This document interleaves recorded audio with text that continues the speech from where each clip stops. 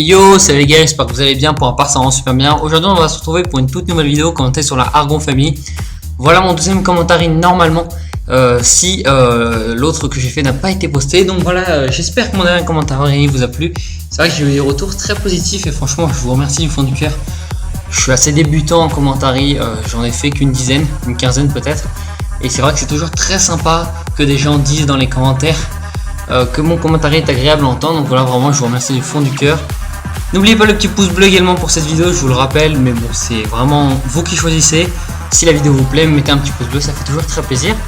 Et donc aujourd'hui, je vais présenter rapidement le gameplay avant de passer au sujet qui, vous l'aurez sûrement peut-être vu au titre. C'est un sujet qu'on n'a pas trop vu sur YouTube, mais qui peut en intéresser certains. Donc voilà, aujourd'hui, on va commencer avec le gameplay. C'est un 75 gunstreak à la Razorback sur la map Nuketown en domination hardcore. Donc voilà, la map adorée de tous. Une map très appréciée par les players FR, même internationaux, qui font de la perf. Et c'est vrai que c'est une map très très sympa. Les spawns sont abusés, clairement je vais dire.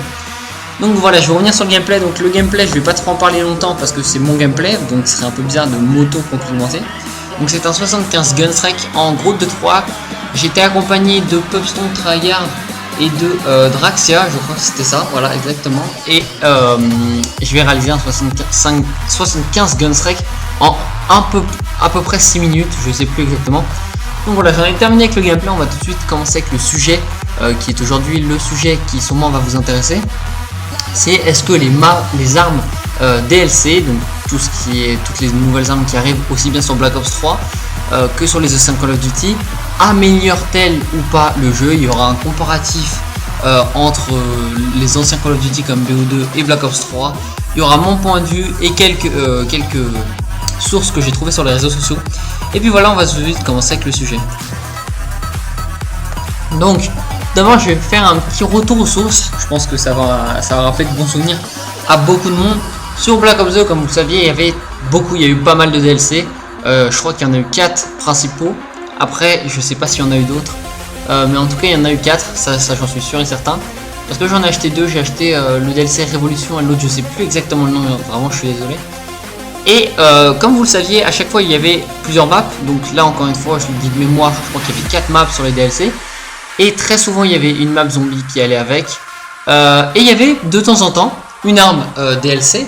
Et il y en a une qui me reste en tête qui a été très marquante pour la perf. Sur BO2, franchement, c'était une arme cheatée. Mais qui restait quand même pas abusée comme la N94, mais très polyvalente, vraiment très simple à jouer. Et franchement, si on avait acheté le DLC et qu'on la maîtrisait bien, elle était dévastatrice. C'était la Peacekeeper. Voilà, je pense que beaucoup d'entre vous s'en rappelaient. Elle est elle a un bon chou, elle vise rapidement, etc. Bon, on va pas continuer longtemps sur cette arme parce que là je pars un peu en steak.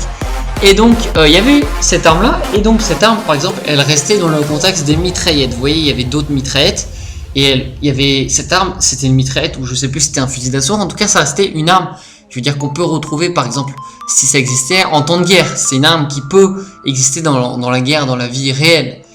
Et là je reviens donc à aujourd'hui. Sur Black Ops 3, je trouve que c'est pas... ça part assez loin, je trouve, en fait. C'est-à-dire que qu'ils nous mettent des gros couteaux, à la limite ça peut passer, du style la malice, je sais plus, il y avait couteau papillon, encore ça peut passer. Mais qu'ils nous mettent des battes de baseball et des épées, je trouve ça un peu bizarre en fait. Je trouve ça... ouais, ça devient un peu un jeu où en fait il faut payer pour avoir tout ce qui est mieux, quoi. Il y a eu beaucoup de teams qui en ont parlé récemment dans leur sujet de commentaire. C'est vrai que ça devient un jeu où il faut payer pour être le meilleur.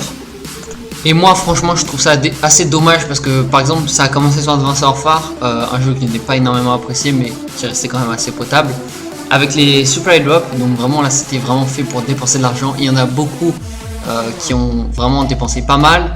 Et au final, les chances de gagner des armes sont pas super. Et après, en plus, vous êtes avantagé si vraiment vous avez juste de la chance. En fait, c'est juste ça. Mais vous êtes avantagé par rapport aux autres, car vous aviez par exemple la Speakeasy ou je ne sais pas, la balle 27 obsidienne.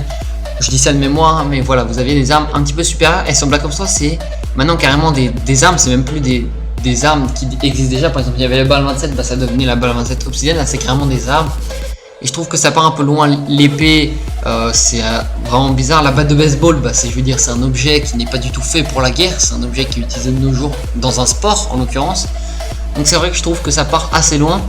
Donc voilà, c'est à peu près tout ce que j'avais à dire. C'est vrai que j'ai pas beaucoup de temps pour commenter. J'aurais bien aimé approfondir un peu plus ce sujet. Si ça vous plaît, si le commentaire vous a plu et si le sujet vous a plu, dites-le moi dans les commentaires. C'est tout à fait possible que je fasse une partie 2, un peu une suite de ça, parce que j'ai pas beaucoup argumenté. Également, lâchez un petit like si le gameplay vous a plu. C'est vrai que j'ai essayé de rusher au maximum dans ce gameplay. On était en groupe de 3, donc c'était assez compliqué. Vous allez voir qu'il y a pas mal d'alliés qui m'ont gêné dans le gameplay. Je vais d'ailleurs mourir à cause d'un allié qui va rentrer dans le spawn. Donc voilà, c'est tout ce que j'avais à dire. N'oubliez pas de donner vos avis dans les commentaires sur que pensez-vous des nouvelles armes DLC. Est-ce que ça change le jeu? Est-ce que ça le rend mieux, moins bien, etc. Et puis c'était Nitro, je vous dis à la prochaine. Bye les gars.